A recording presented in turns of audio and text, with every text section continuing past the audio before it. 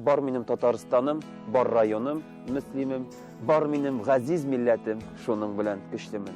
Стихи льются просто, искренне, легко. Рузаль говорит, вот и сейчас, во время интервью, процесс параллельный, внутри складываются строчки.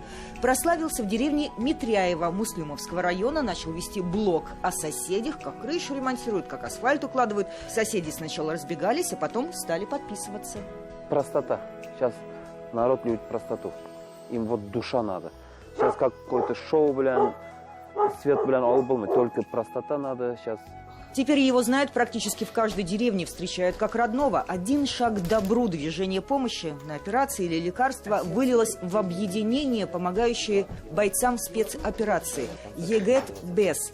25 выездов за 2 года. Его группой собрано 54 машины, 6 мобильных бань, 38 мотоциклов, тепловизоры, квадрокоптеры, маскировочные сети, окопные свечи, письма от детей. Деревенские помощники, благотворители отзываются легко, а вот о трудных ситуациях пути не говорят.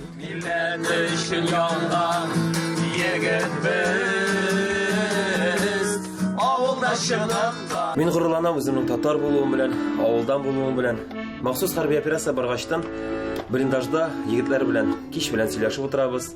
В окопах написано 400 стихотворений. Вышли сейчас отдельной книгой ЕГЭТ БЭС. И эти такие емкие и сильные слова «Мы парни», которые все объясняют, стали своеобразным гимном движения помощи нашим бойцам.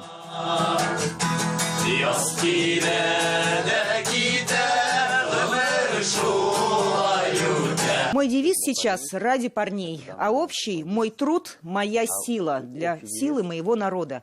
Жизнь – это маленький миг, который прожить надо в справедливости, гордым, достойно, чтобы, когда посмотришь назад, сказать «Вот так я жил».